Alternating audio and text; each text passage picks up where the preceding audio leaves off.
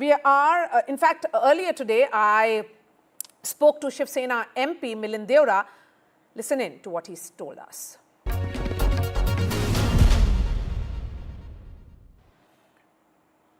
Milind Deora joining us. Milind, there is a lot of anticipation as to what will play out in Maharashtra. Has there been some course correction, particularly after the dismal performance in the Lok Sabha polls?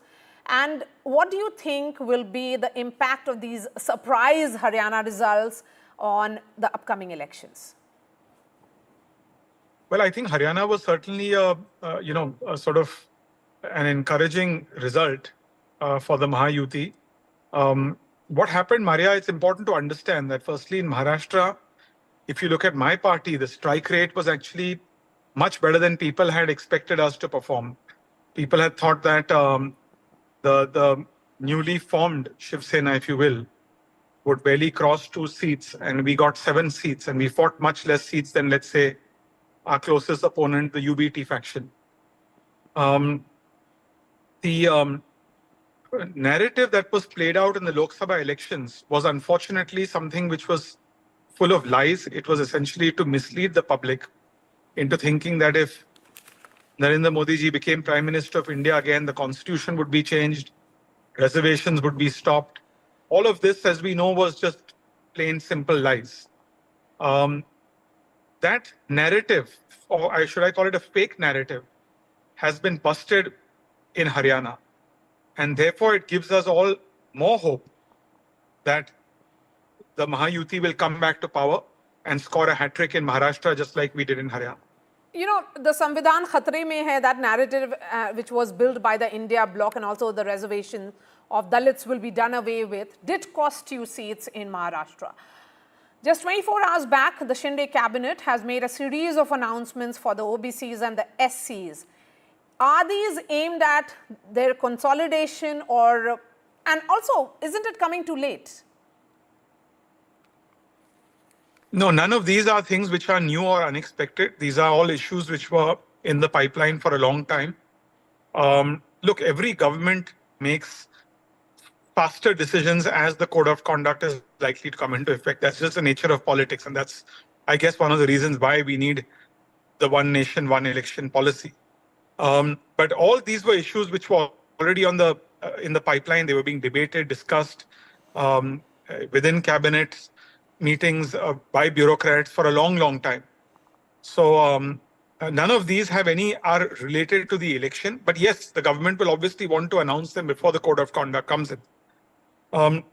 But beyond all these issues, beyond all these announcements that are being made today, tomorrow, yesterday, day before yesterday, I think that there is a certain, people are understanding that the narrative that was spread, for instance, let me give you an instance on an economic agenda. A fake narrative that was being spread was that Maharashtra was losing business to other states in India.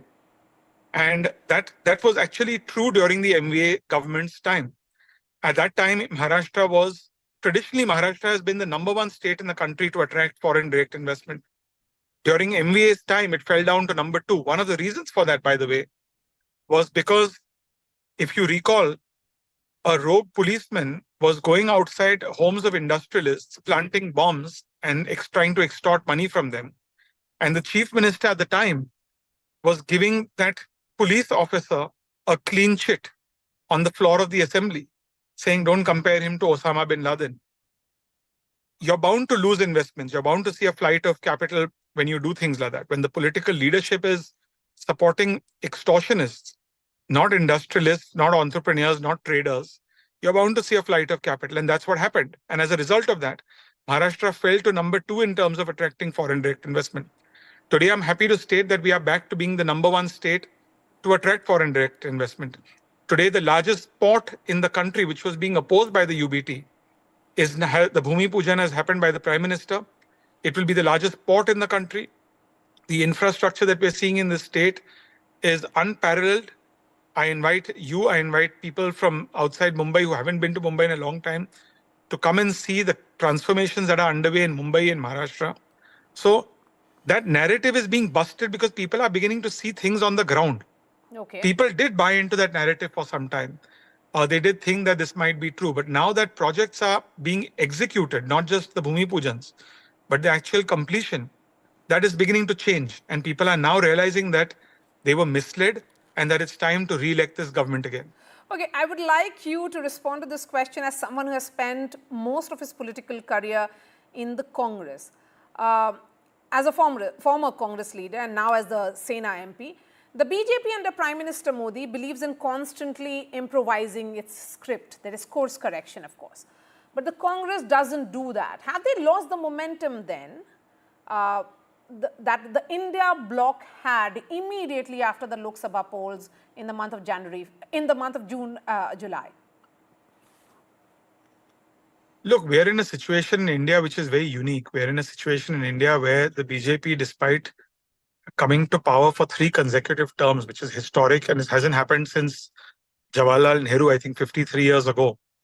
Despite that, BJP felt that it was not up to the expectations, worked hard, won Haryana. The Congress, on the other hand, despite 3 consecutive losses, being reduced to 2 digits in 3 consecutive elections, thought that it was a victory and was celebrating it as a victory. So that's a difference in attitude between, I guess, certainly the BJP and parties like mine and the way the Congress thinks. I think for them, it's like a student who passes and gets 40% and thinks that they should celebrate because they've been failing and getting 25% election after election. Now, having said that, the Congress in the next 5-year cycle before the next Lok Sabha election will win a few states. I'm sure they will. But the nature of the Congress is that unless you reward merit, and if they continue to remain a party that punishes meritocracy and rewards mediocrity, then every loss will never wake them up from their slumber. And even a small victory will be seen as the ultimate ending of the war. So I don't have much to say to them, but I had tried to warn them for a long time when I was part of the system that there's so much more the party has to do in so many aspects.